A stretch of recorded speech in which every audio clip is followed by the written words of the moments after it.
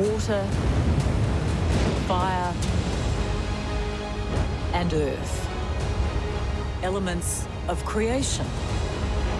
Elements of destruction. These are the forces of nature's fury.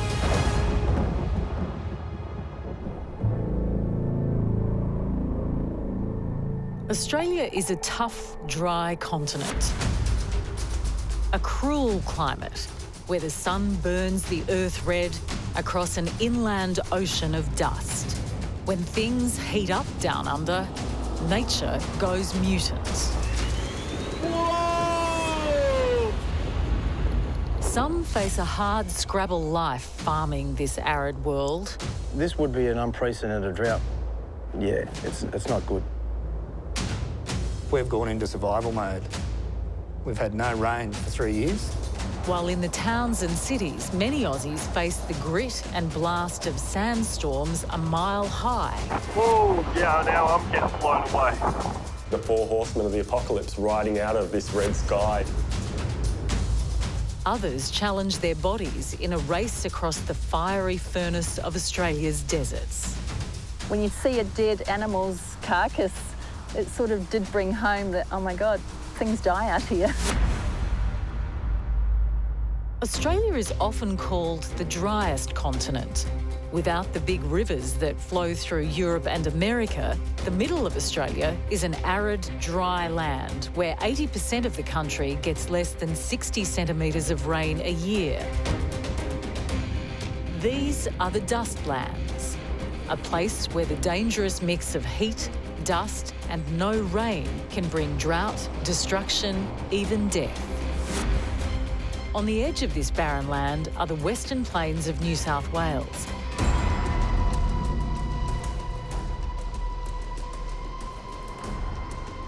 Where families have farmed sheep and cattle for generations.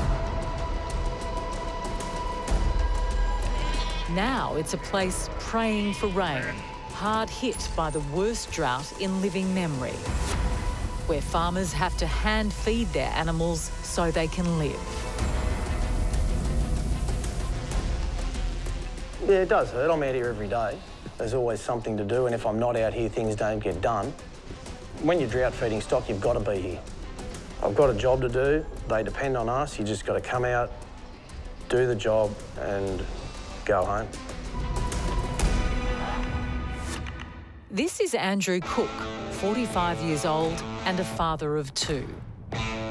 Andrew's family has farmed sheep on this land for generations. And his father, Clyde, has his heart in the soil. Well, I've been here for 70 years. We bought this property or my father did in 1964. The wife and I was married in 71, and so we moved here on this property then. I've been here all my life.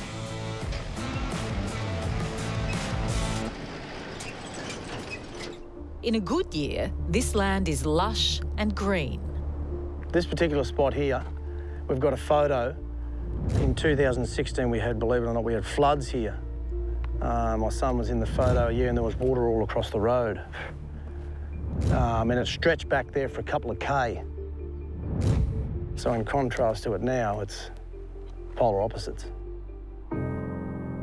This year may be the last for the Cook family, as a decade-long drought drags down hope of the land ever providing a future. This is some of the remnants or results of the drought. We would have lost 20% of the ewes, the females, struggling through lambing. You see it firsthand here with livestock numbers dropping. That impacts on your income. Yeah, well, that is the bottom line. It is a business. I've got a family to feed. Their security is this business. Their future is in this business.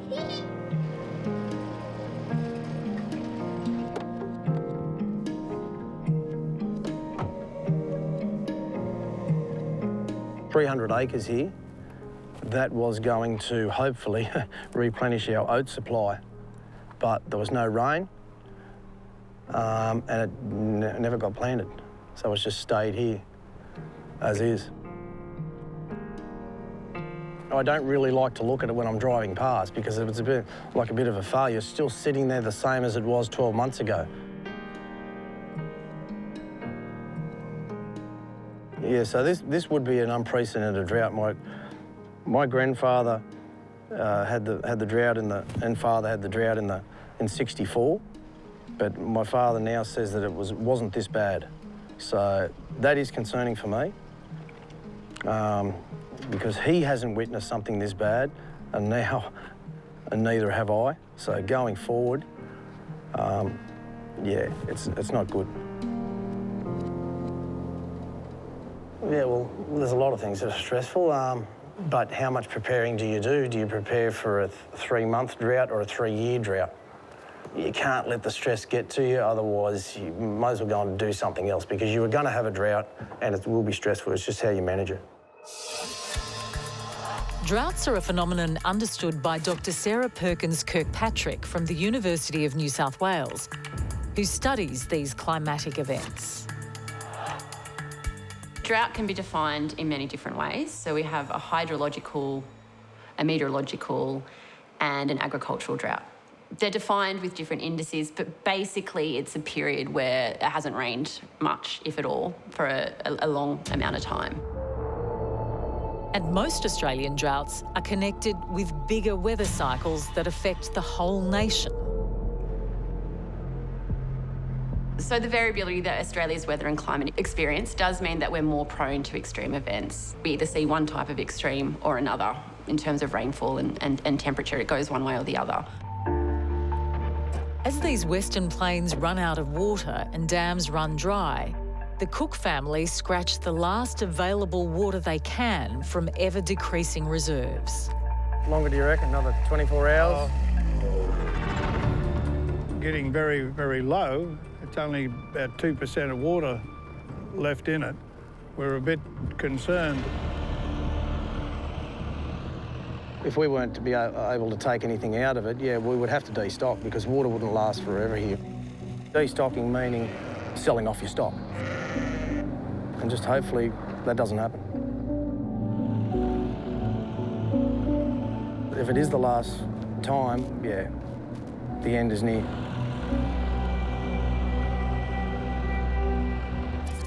Australian Bureau of Meteorology extreme weather expert Dr. Grace Legg has studied how this drought has hit Australia's rural lands. The drought that we're currently seeing through parts of New South Wales and Queensland is very significant. There are large areas of experiencing drought for months and is continuing on, unfortunately not seeing a lot of rainfall through those areas. It's been months and months of less than average rainfall, so unfortunately will take more than one weather system moving through to really break that drought, and is being felt by lots of people through those areas. But yeah, we've never been in a spot where we've run out of water fully, and I don't really know what we'd do if we were in that spot. For scientist Chris Turney, this long drought may be a warning of things to come. I mean, when the British first set up the settlement at Botany Bay, they almost went straight into a drought and almost lost the colony straight away for several years. One of the fascinating things in Australia, I mean, it's very much a land of drought and fire. It characterises this amazing continent we live in. And one of the things we've been looking at in the past, going back hundreds of years using annual growth rings on trees, which are moisture dependent, we can see that the droughts and the floods wax and wane through time over the last few hundred years. And the droughts seem to be becoming more frequent and longer. One of the ideas that came out of North America in the last 20 years or so is this idea of mega droughts, droughts that last for multiple years and decadal length and sometimes in duration. A few hours' drive from Nyngan is the drought-ruined town of Trundle. We've had businesses close in the town. Unfortunately, today we just lost our last shop, so we don't have any food stalls left in Trundle at the moment. So we've lost 22 kids out of the school since 2014 because the work's dried up. The work's dried up, and unfortunately, what's also dried up is people's spirit and the hope that was in the town before. So it's just been slowly going downhill. It's like almost watching the place die. John Southon is the principal of Trundle Central School. His students are just the same as kids anywhere. They love their sports, their friends, but the dry heat of the drought stalks their world, striking the children's family farms, bringing the community to breaking point.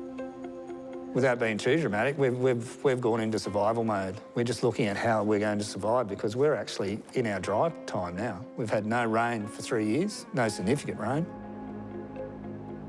Kids have left town because of the drought.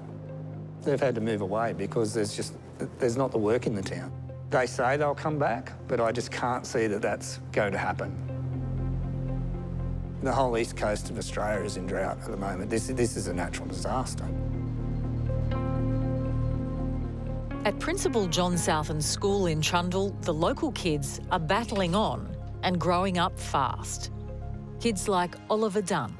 My family has a farm at about 35 kilometres out of town towards Narromine, and it is a sheep and cropping farm, and it is 1,000 acres. Oh, the farm is really struggling again at the moment. We've just harvested a few crops, but there's been absolutely nothing. The dams are all dry, so that's not helping. The tanks are empty. Our family is struggling financially. Mum is working 3 jobs trying to make ends meet, so it's really hard. And while Dad's off away doing farm hand jobs and everything while I'm at home. It makes me feel pretty lonely, really, and it makes me feel like the man of the house, and all this pressure's been put on me, and it's not a nice feeling. I'm only 12.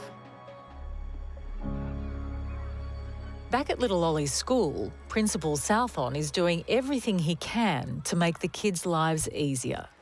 Well, in relation to the little bit of green we've kept going at the school, we've done that as a mental health strategy because these kids are walking through dried up red dirt paddocks. And then they come to school and they see the green grass and they say, well, at least this is a little emotional oasis for us. At least things are still green here. Sutho, he's really helping us because, he has kept all the lawns green. Yeah, he's just gone on and above what he needs to do for us, and it's really helping us because, now we just feel supported, really. I think it's just massively important for kids' mental health that they see that their school is still that oasis that's trying to beat this thing. Their school's not giving up, and they can come here every day and I encourage them to take their shoes off and walk across the green grass and lie on it and do all this type of thing because that's what you do as a kid. As a kid, you don't grow up so quick because of this drought. I've got 9-year-olds that are working at 9 o'clock at night and they're talking like seasoned farmers. They're talking like 50-year-old farmers. That's not right. Kids don't grow up that quick. Kids roll around on green grass. And that's what we're trying to do. Well, I used to not want to come to school, but now, just the way it's changed, I feel like, yay, another day at school. Not like, oh, not another day at school. Just more brighter and happiness. For these kids, the school is a small oasis. But out on the farms, as the drought burns the soil and the land turns to dust, another form of mutant weather threatens these families. Dust storms. We've had a number of dust storms, yeah. You get the odd dusty day, but we've had 4 or 5 full-on dust storms, wind will pick up mid-morning and then it can blow all day. You'll see it out in the horizon, you'll be working in the dust.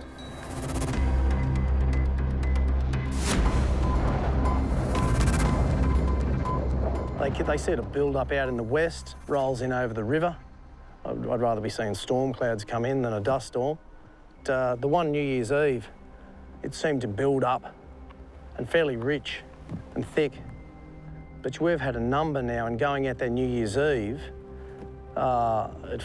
things were getting dark, and it seems to roll up, and we had to park the car off the road, had the family in the car, and just park there till it cleared, which it did, and then we continued on to the party. But when we get out there, everything's covered in dust. It leaves a trail behind.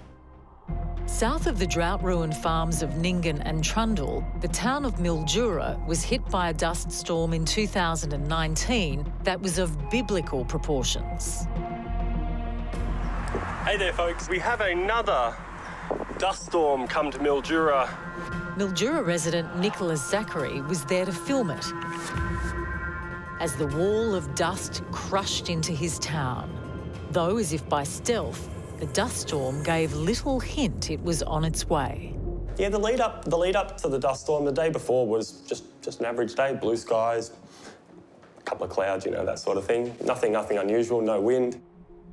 Actually, even that morning was nice and calm, beautiful blue sky. But the mile-high wall of sand had the town in its path. So I left work, got home just after 5 o'clock and, got out of my car and that's what I found is a dust storm coming over the houses. I just pulled out my phone and started filming it, basically. So this happens probably at least once a month in Mildura. In some months it happens more often than just once. This happens regularly. Yeah, pretty much. It was a wall of dust kilometres high and you could see it coming from a mile away. Can't smell it yet, but it's a-coming. In the footage that I took, it was about 4 minutes from the time that I started recording till when it actually sort of got there. Let me just pan along so you can see just how big this thing is. This is pretty damn extreme. Then the dust storm hit. It looks like the thickest part of it's coming straight through here. So just before the dust was directly overhead, huge amount of wind, and then as soon as the dust hit and it went black,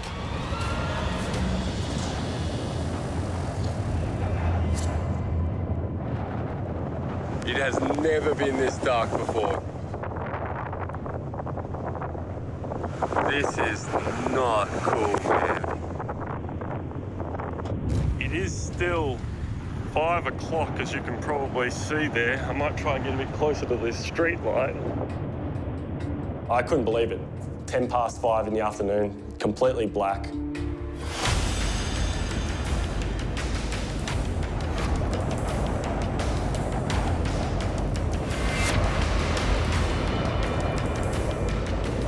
It's so dark. There is so much dust in the air.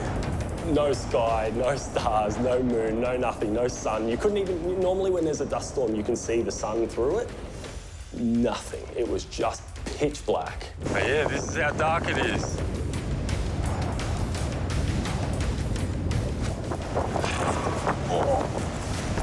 Dark enough for me to run into a tree. Scientist Patrick De Decker from the Research School of Earth Science at the Australian National University understands the bigger link between dust storms and drought. Australia is the land of contrast. There are very wet periods and there are very dry periods. With a lack of water, vegetation dies and the soils are very dry, and then material can be lifted under some circumstances by the wind. All right, I need to go inside because I literally cannot see anymore. Day went to night and the night went to hell. And that's pretty much what happened in those few minutes. The house at the end of the street is invisible. There's a car right there, parked, completely invisible. As extreme weather expert Dr. Grace Legg explains, it's the dry heat in Australia that causes these mutant dust storms. So So often in Australia, we do get a lot of what we call dust storms, which is we start to see that dust being raised up by those stronger winds, and it's normally on a cold front or some sharp change. So it's a sudden change in the area that we're seeing those winds come from. Over Australia, because we have a lot of areas that often see much less rainfall, a lot of dust builds, not so much vegetation there, so it is quite loose. And when we get those really strong winds coming through, it picks up the dust and ends up causing a lot of problems, very low visibility in them as well.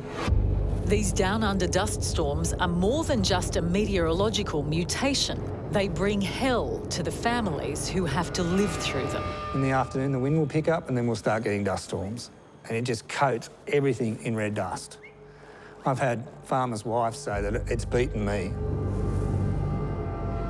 You'll have the sky that will almost look orange. And it's relentless. And dust storms are a phenomenon that are increasing as the drought drags on. Well, we now know that with the increase of temperatures, the land is parched in many places, and as a result, you've got more dry conditions, and a large proportion of Australia today is extremely dry, and this is when dust storms are going to become more prevalent. Yeah, I would say that. Dust storms are getting pretty frequent, yeah. When I was younger, yeah, you might have one dust storm in the summer, but yeah, not a run of them like this, and just windy days.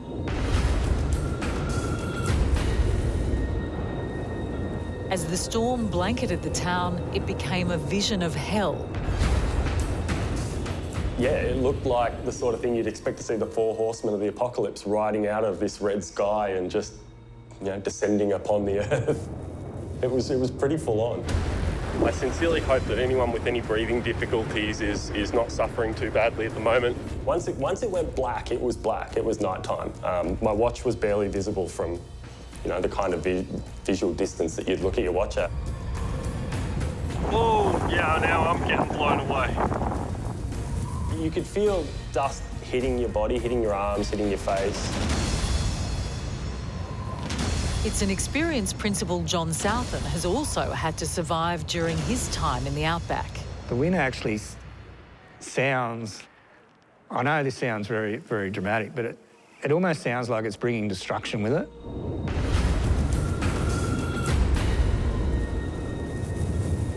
You see when the dust storms settle, the sun's behind it and the whole atmosphere is orange. We wouldn't let the kids go out to play for lunchtime because it was dangerous. The amount of dust in the air was dangerous to your health. As the storm eased, a more surreal, dreamlike appearance took over the town. When these dust storms hit, Mildura turns sepia. It looks like you're in an old movie. It's like living in the 1930s when you're in Mildura during a dust storm. The storm had passed, but the damage was done. So after the dust storm had passed and it was kind of safe to travel again, there were definitely a lot of trees down around, lots of leaves and limbs down across roads and on footpaths and things like that. I do worry what the future's going to be like. If these dust storms continue like that, it's going to make living in Mildura difficult. It can't be good to be breathing that stuff in.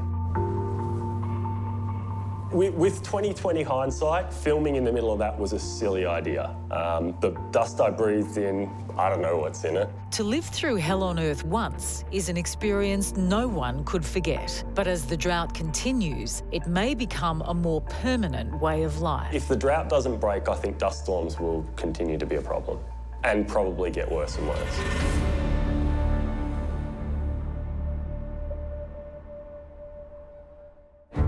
In the dead heart of Australia, there's miles of land where dust has already devoured the earth. This is a place where temperatures can get up to 50 degrees centigrade. That's 122 degrees Fahrenheit. A place so hot that if you're stuck out here, exposed to the sun, you can be dead within hours.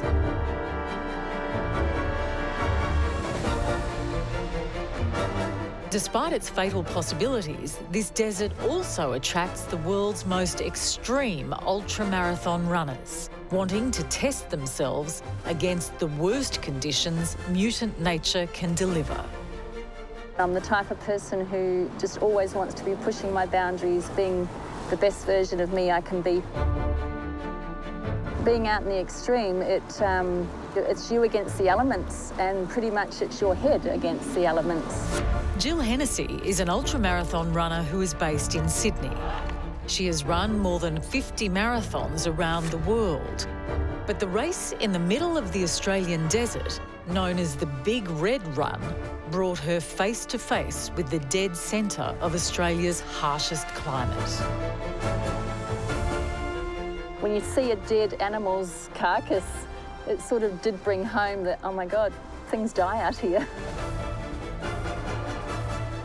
The Big Red Run was organised by Greg Donovan.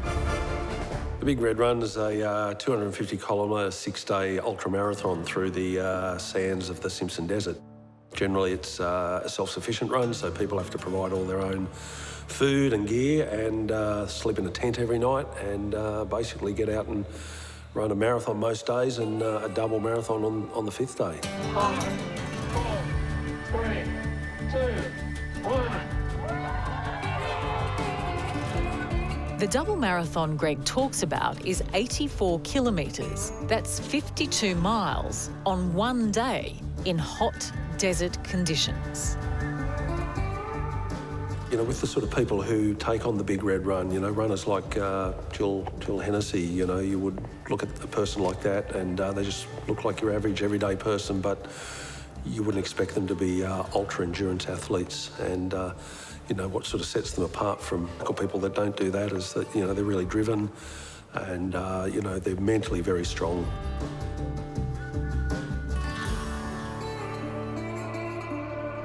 Mental strength is one thing, but extreme heat can destroy the human body, as sport and exercise medicine physician James Lawrence explains. So as your core body temperature starts to rise, what we typically see is that your pulse rate goes up, your tachycardic, fast heart rate, you can start to feel a bit lightheaded, dizzy, nauseous, headache, fatigued, and that's in the realm of what we'd call heat exhaustion or minor heat illness. If our core body temperature continues to rise up above 40 degrees or even 41 degrees centigrade, then what people can experience is start to get confused, can start to become drowsy or even go into unconsciousness or a coma. And that is what we consider to be heat stroke. And if that's untreated, then that's fatal. It was this possibly lethal heat stroke condition that was to hit Jill Hennessy on day 5 of the ultramarathon, the day when she faced the final distance of 84 kilometres and a day when she ran out of water alone in the desert. On day 5 of Big Red Run, it was the 84K, the long day, and I'd started that day thinking it will be what it'll be. I didn't put any time frame on myself. I just went into it going, Jill, it'll be what it'll be. So like any other day, I just did the same routine. I was having gels, I was trying to drink. But as the day got hotter, like it was very cold at the start and then it got hot, I was drinking more water because the desert is dry, so you drink more. And I ran out of water.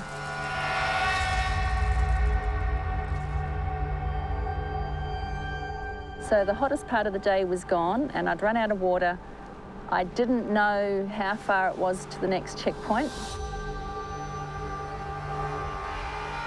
Trying to stay positive, not thinking about we've got no water, but just going, okay, let's just keep moving forwards. There was no one around, like there was no people. I couldn't ask anyone for water. Jill was starting to experience the possibly fatal effects of heat exhaustion. Dehydration sneaks up on you. Like and the same with hypothermia in the cold. It sneaks up on you, and they always say when you start hallucinating, it's got too far.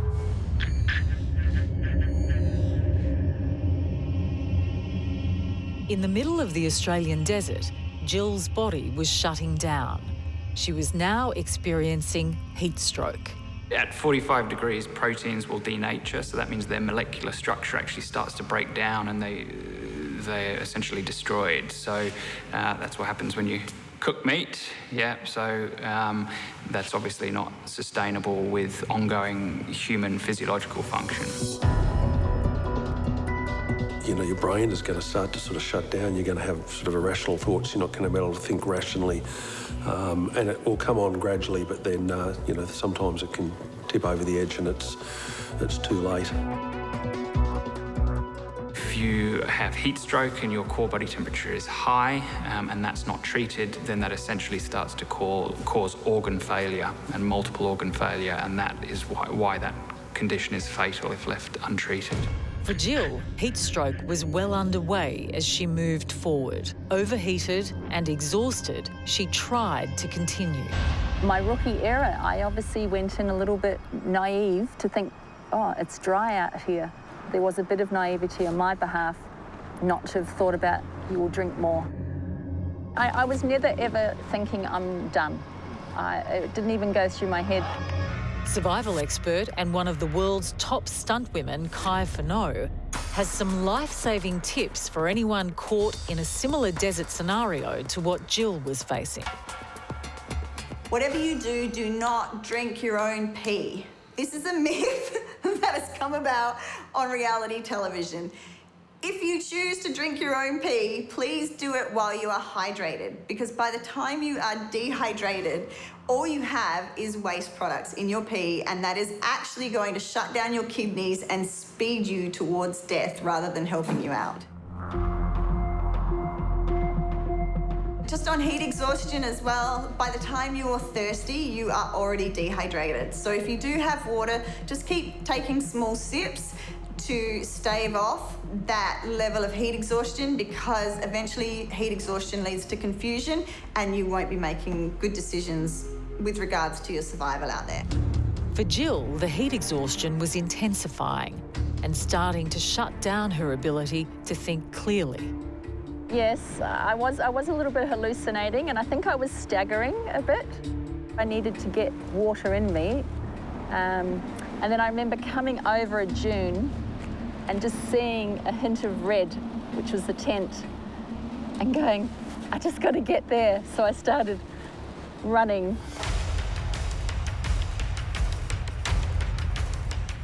And when I did actually see that tent, it's funny how, I think it's almost a survival instinct. I put on a run, and I'd been probably walking, just feeling weak. And then as soon as I got sight of that tent, I just started a beeline straight for it and was able to run. Yeah, because there were medics out there, and there was, I think, nurses at the checkpoint. If any of them had said to me, do you want to pull the pin? I might have, but they didn't. So that was good. They didn't go negative. They stayed positive. What do you need? Can we help you? So they kept that positivity that I needed. So then I continued on, and I actually then got sort of stronger. Like, it's amazing how once you refuel and get fluids back in, your body's still strong. Jill survived and finished the race, but the desert had taught her a lesson. I'm not out to beat the person in front of me. That's a nice to have. I'm out to beat me.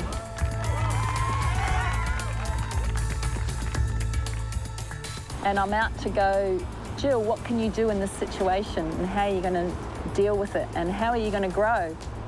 And the things I've discovered about myself is that, yeah, I am pretty determined. I am a positive person. I don't want to let anything beat me. Elements, extremes, I'll just deal with it. Someone will say you can't do that. I'm going to show you I can do that. For those who challenge themselves in the furnace of desert racing, the right equipment is vital.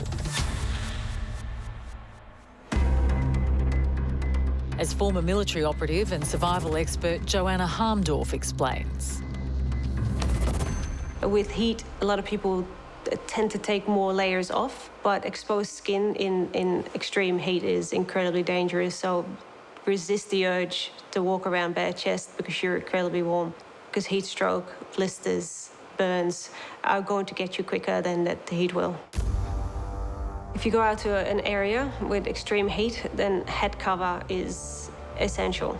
Light fitting clothes, cotton, something that has the air go through it, so you do cool down underneath. You do not want to have any exposed skin if you're going to spend a lot of time out in the sun. Jill and her fellow ultramarathon runners accept the challenge to go into this furnace of extreme heat.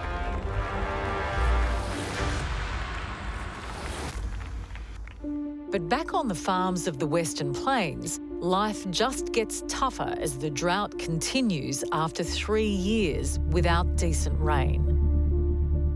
School principal John Southen has done everything he can for the kids at his school as their farms dry up, shut down, and their families face ruin. Like if you talk to any one of my farming kids, they can tell you everything about their farm because they're proud of it, they're proud of their heritage and they're proud of where they come from. But this natural disaster is just taking that away from us. Little Samuel understands just how tough it is as the drought destroys their lives. When we see stock down, it's probably makes me feel like it's not so much me, but worrying about Dad, how he's going to cope when he sees it. Because I just see it as like, there's another sheep gone. Because it's happened so much, it doesn't hit me that hard anymore. Mum feels pretty bad about it because she, stresses easily, so she probably hits her 10 times as hard as me, and I'm just a kid, but it hits me too. Struggle to keep going. Samuel's mother, Josephine Charlton, works at the same school that John is principal of. But with a strong farming background, she knows the pain of surviving the drought. Well, basically, it gets disheartening because you can try and do everything right, but at the end of the day, you can't put the moisture there to grow your crops. So when you're seeing these dust storms roll in, and you just know that there's obviously not enough moisture to do your normal farming. And you can be the best farmer in the world, but obviously water makes all those things happen. That's getting very scarce. Josephine also understands the fight that Principal John Southen has to go through to make the best life he can for the kids. And he's taught the kids that see his work, he's taught them to believe in that you can make a difference and you can change things if you need to. And that's a very positive thing to bring to a school.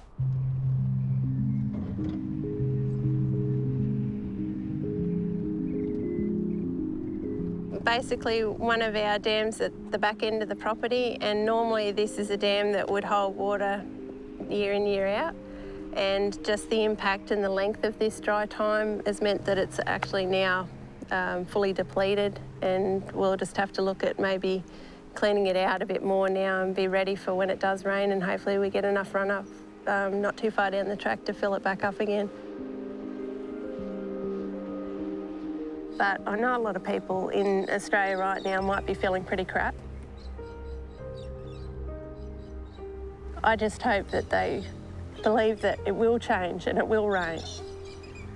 So I just hope that you lean on each other and focus on the positives and focus on what you can deal with in a day.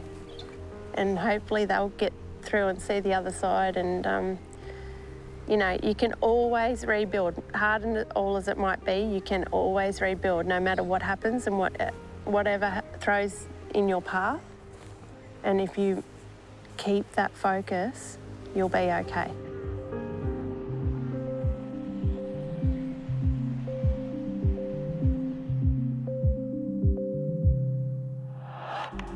Australia's Bureau of Meteorology announced that 2019 was Australia's hottest year on record, while rainfall was the lowest on record, raising questions troubling to both scientists and everyday Aussies. It's a hugely confronting question what we actually have to do about climate change. It's a very confronting conversation where society has to make about what we do about climate change. We know high greenhouse gas levels are causing the changes we see today. We have to reduce our carbon dioxide emissions, and we actually have to not only reduce the emissions, we actually have to draw down the carbon that's in the atmosphere. That's causing the changes we're seeing today.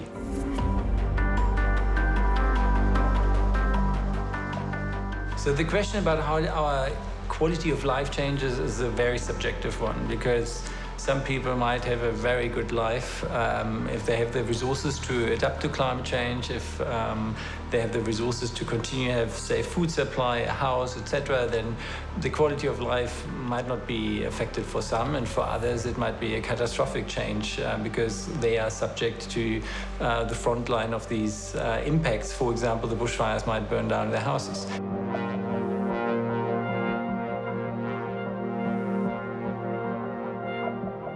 You can say that for some people in some areas, it's going to be extreme impacts all the way up to death.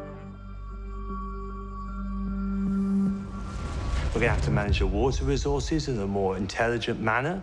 We're going to actually have people prepared for fires and other extreme events which they hadn't really ever thought about. Society-wise, how are we going to actually protect the most vulnerable in our society? As a community, we have to be more aware of who our neighbours are going to be, because not everyone can look after themselves, not under those extremes. And that's a really honest conversation we as society have to have. I must confess, I'm part of a pretty privileged part of society. We all are here in Australia, and I'm largely concerned about those who don't have the economic means like us. Yes, our societies are sometimes much more vulnerable, and so we might live in a false sense of security, because as we see in sometimes the tipping points for societal democratic societies are much closer than we think. But in terms of climate change, I would largely be worried about the others. And the others are those who are directly dependent on their subsistence agricultural farming. And there, I think I see a very bleak future.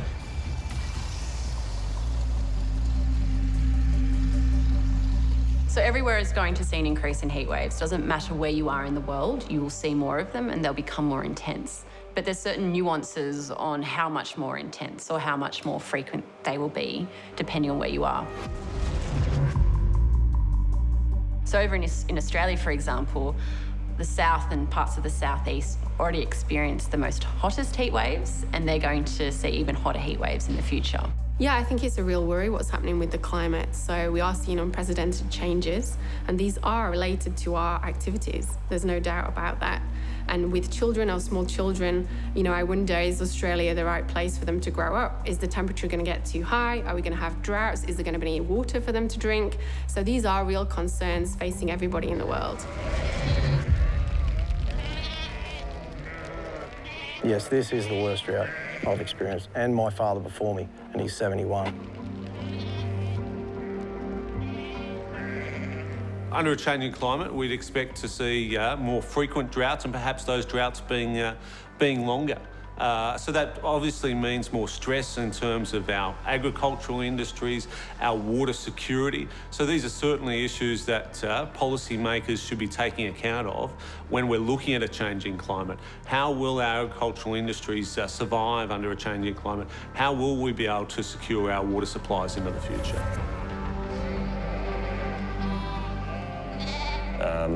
The farmers are doing it tough.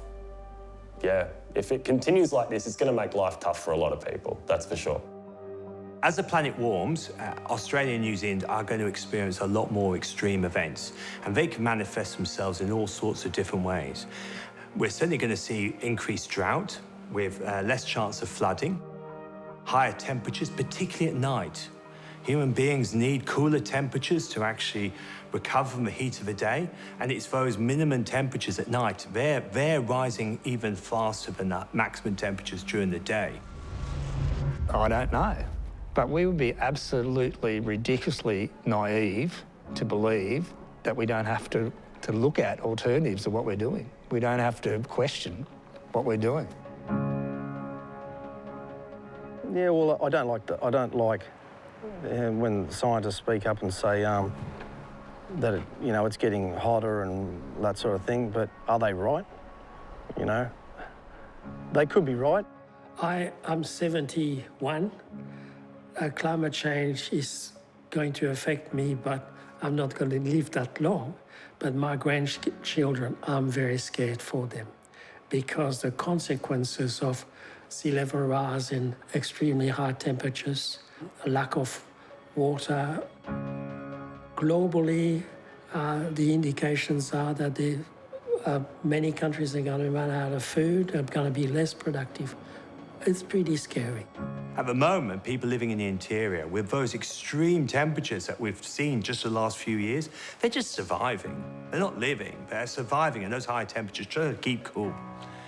We're probably going to see a migration of people more to the coastline. We're going to actually have to manage that in a meaningful way.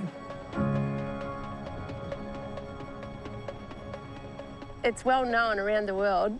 Australians are really, they try very hard. They battle so many harsh environments and climatic situations in what they do.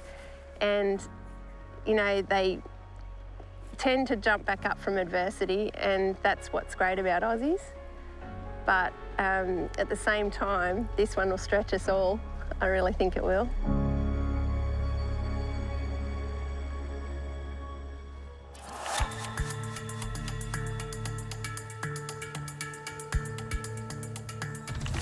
Unfortunately, it is looking like we're going to continue this sort of drier trend and warmer conditions. It's hard to say when that drought will end. That being said, though, every drought in Australia has ended at some point.